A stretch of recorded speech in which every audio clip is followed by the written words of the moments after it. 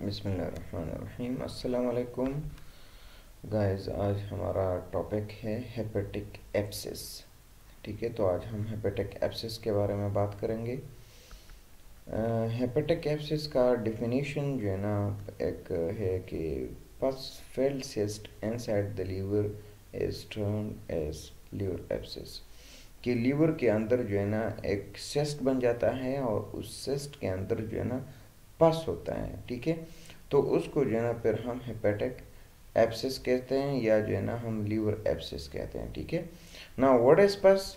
पस जो है ना इट इज़ अ येलोविश और greenish colour fluid containing dead डब्ल्यूबीसीज और वाइट जो है ना ब्लड सेल्स होते हैं जो कि डेड होते हैं। लिविंग एंड डेड बैक्टीरियाज होते हैं उसमें, as well as fragment of dead tissues. ठीक है, जब कहीं पे इन्फेक्शन हो जाती है तो हमारे अपनी बॉडी जब उसको जो है ना एक मैकेनिज्म स्टार्ट करता है, इनगल्फ करते हैं जो है ना बैक्टीरियाज को, जर्म्स को, फिर उसका जो है ना वो डाइजेस्ट करते हैं तो जो है ना उससे फिर पस बनता है। ठीक है। अच्छा, जो है ना एटियोलॉजी क्या है इसकी कि बैक्टीरियल, पैरासाइटिक और फंगल इन ओरिजिन। या तो जो है ना ये बैक्टीरियल होता है या पैरासाइटिक होता है और जो है ना या फंगल होता है ओरिजिन में। मतलब कि या फंगल की वजह से जो है ना इन्फेक्शन हो जाता है, फिर जो है ना हेपेटिक एब्सेस बन जाता है, या पैरासाइटिक हेपेटिक एब्सेस होता है या बैक्टीरियल हेपेटिक एब्सेस होता है। लेकिन जो है ना 80 to 90% बैक्टीरियल होता है और या फाइवजेनिक होती हैं। ठीक है। अच्छा, bacteria access the liver via the biliary tree और पोर्टल वैन। ठीक है, बैक्टीरिया लीवर में जाता कैसे है? तो जो बेलरी ट्री है या जो पोर्टल वैन है उस वैन के ज़रिए जो है ना बैक्टीरिया जो है ना वो लीवर में चला जाता है और वहाँ पे इन्फेक्शन काज करते हैं। फिर वो इन्फेक्शन की वजह से जो है ना वहाँ पे लीवर एब्सेस बन जाता है। Other causes include Bellary destruction होता है, डाइवर्टिकुलाइटिस होता है, ट्रामा होता है और या इन्फ्लेमेटरी बाउल डिजीज़ की वजह से जो है ना भी लीवर एब्सेस बन सकता है। अच्छा, इसके जो है ना क्लिनिकल फीचर क्या है एब्सेस का? कि पेन होता है, ठीक है, फीवर होता है, चिल्स होते हैं मतलब कि सर्दी ज़्यादा लगती है, राइगर्स होते हैं, राइट अपर क्वाड्रेंट डिस्कम्फर्ट। ठीक है, कि राइट साइड पे जो अपर क्वाड्रेंट है, ठीक है, मतलब कि एपिगेस्ट्रिक रीजन्स जो है, ठीक है, उसमें डिस्कम्फर्ट होगी, डायरिया हो सकता है, वेट लॉस हो सकता है, इंटरकॉस्टल टेंडरनेस हो सकती है, ठीक है, और वोमिटिंग हो सकता है, नोजिया होता है और एनोरेक्सिया। ये जो है ना कुछ क्लिनिकल फीचर्स है लीवर एब्सेस के। ठीक है। अच्छा, अभी इन्वेस्टिगेशंस की तरफ आते हैं कि जो है ना हम इन्वेस्टिगेशंस क्या क्या करेंगे इसकी। एक्सरेज, एलएफटीज, अल्ट्रासाउंड, सीटी स्कैन्स, स्टूल आरई, ब्लड टेस्ट। ठीक है, कि जो है ना हम इन्वेस्टिगेशन में एक्सरेज कराते हैं, एलएफटीज कराते हैं, अल्ट्रासाउंड करते हैं, ठीक है, और सीटी स्कैन कराते हैं, स्टूल आरई, ठीक है, यूरिन आरई और स्टूल रूटीन एग्जामिनेशन करते हैं। अच्छा, ब्लड टेस्ट जो है ना जिसमें हम सीबीसी वगैरह करते हैं, जिसमें हमें इन्फेक्शन का पता चलता है कि बॉडी में कोई इन्फेक्शन तो नहीं है। ठीक है। अच्छा, CT scan showing liver abscess, the abscess is shown as a darker area in the liver shadow. ठीक है, ये जो है ना सामने जो हमें दिख रहे हैं ये जो है ना लीवर, ये लीवर है, ठीक है, ये वाला, ठीक है, ये लीवर है और इसमें जो है ना ये जो डार्कर एरिया हमें नज़र आ रहा है, ठीक है, ये पूरा ये लीवर है और ये जो है ना ये डार्कर, ये जो है ना ये क्या चीज़ है? ये सिस्ट है। ठीक है। अच्छा, ये जो है ना अल्ट्रासाउंड में सीटी स्कैन में अगर हम देखें तो सीटी स्कैन में हम ये ऐसे देखेगा। ठीक है, ये यहाँ पे जो है ना अगर आप नॉर्मल जो है ना लीवर को देखें, ठीक है, नेकेड आई से, तो जो है ना ये ऐसे बनेगा, ऐसे जो है ना सिस्ट होता है। ठीक है।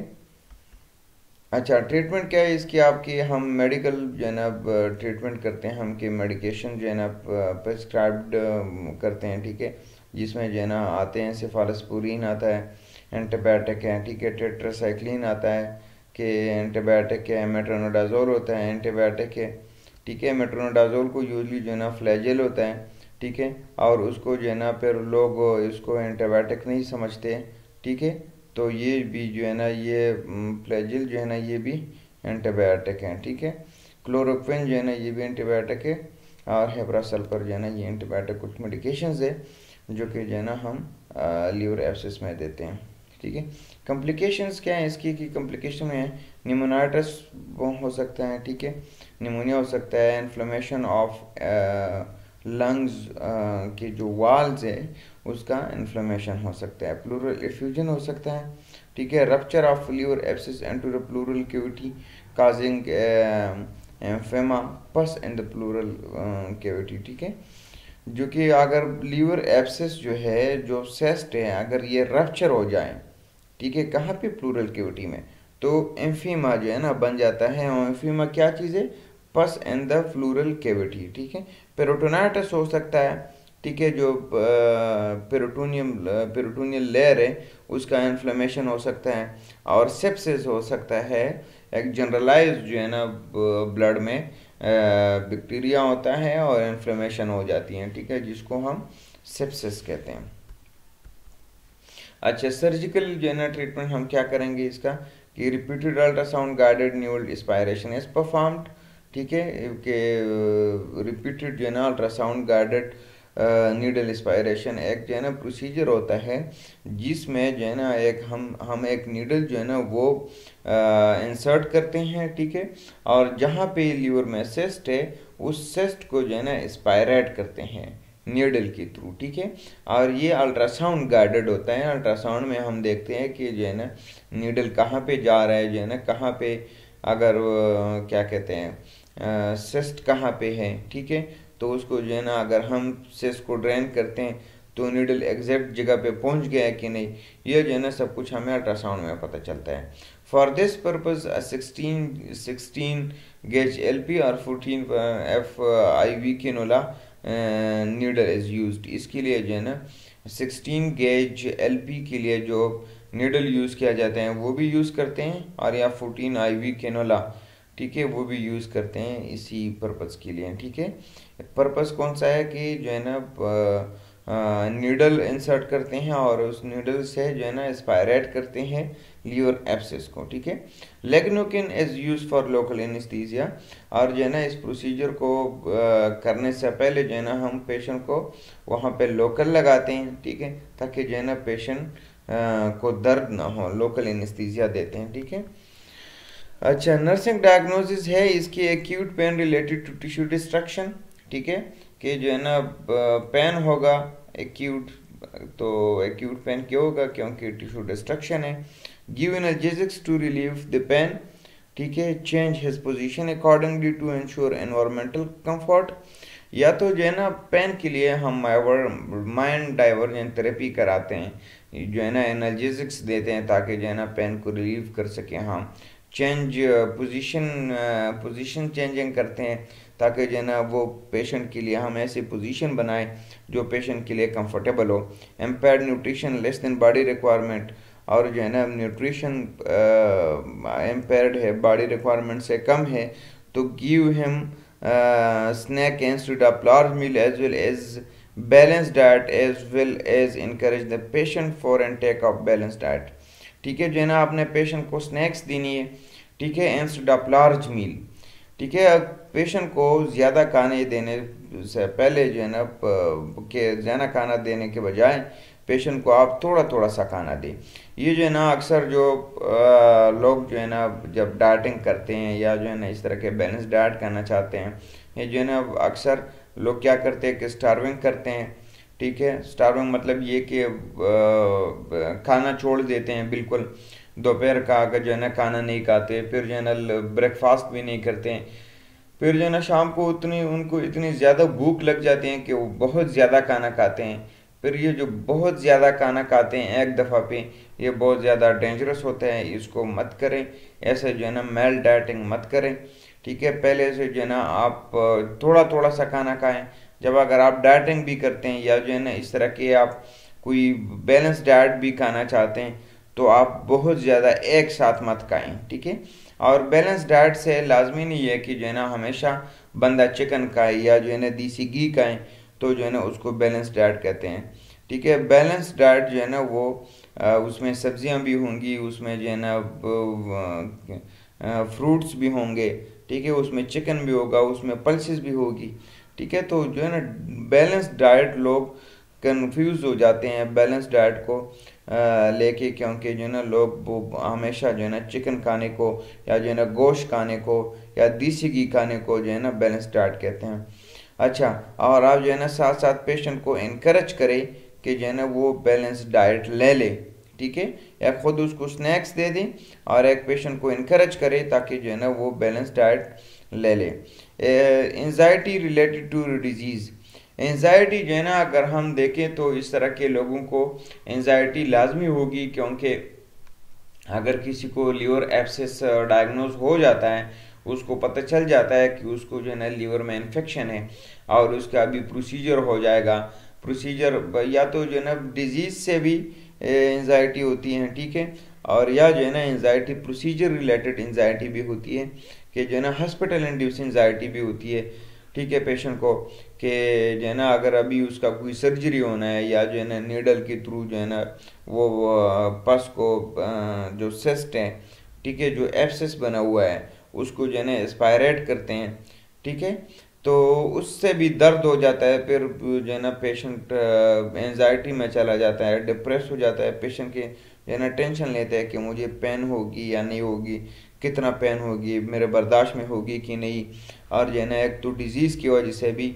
ऑलरेडी जो है ना एक ख़तरनाक डिजीज़ अगर डायग्नोज हो जाए इस तरह के, ठीक है, लीवर एब्सेस या जो है ना लीवर कैंसर या इस तरह के और जो बड़े बड़े डिजीज़ हैं, या अगर किसी को डायग्नोज हो जाए तो जो है ना लोग बहुत ज़्यादा टेंशन लेते हैं, ठीक है।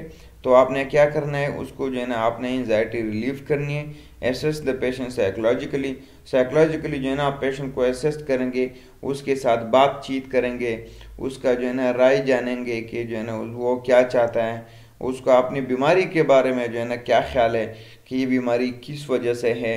मतलब अक्सर लोग जो है ना कल्चरली और इस तरह के जो है ना उनकी बिलीव्स होते हैं कि मैंने नमाज नहीं पढ़ी इसलिए मुझे ये बीमारी हो गई, मैंने जो है ना पुला जो है ना बंदे से बात नहीं की इसलिए मुझे ये बीमारी हो गई, मैंने पुला मज़ार पे पैसे नहीं दिए इसलिए मुझे ये बीमारी हो गई, या सुबह जो है ना मैं आते हुए मुझे काली बिल्ली नज़र आई थी इसलिए मुझे पता चला था कि आज मेरा कोई ना कोई इस तरह का मसला होगा। तो जो है ना आप उसको देखेंगे, पेशेंट के जो है ना पेशेंट के साथ बात करेंगे कि वो अपने डिजीज़ को कैसे लेता है, क्या समझता है अपने डिजीज़ को, और दूसरी बात ये कि उसको अपनी डिजीज़ के बारे में नॉलेज है भी कि नहीं। कि अगर जो है ना कोई पेशेंट आपसे बार बार सवाल करता है कि मुझे कौन सी बीमारी है, आप उसको बताते हैं कि आपको लीवर एब्सेस है, फिर जो है ना वो पूछता है कि ये लीवर एब्सेस क्या होता है, ये क्यों होता है, और ये जो है ना मुझे क्यों हुआ है, या जो है ना इसका इलाज होगा कि नहीं होगा, कंप्लीट ठीक हो जाएगा कि नहीं होगा, दोबारा होगा कि नहीं होगा, इस तरह के अगर आपसे सवाल करते हैं पेशेंट, तो आप समझ लें कि उसको इसकी बीमारी के बारे में पता नहीं है। तो आप उसको बीमारी के बारे में जो है ना आप उसको टीचिंग देंगे, उसको एजुकेट करेंगे कि आपको ये बीमारी है और ये बीमारी जो है ना इस वजह से जो है ना ये बीमारी होती है, ठीक है, और इसका जो है ना अगर आप ये ट्रीटमेंट करें तो आप ठीक हो सकते हैं।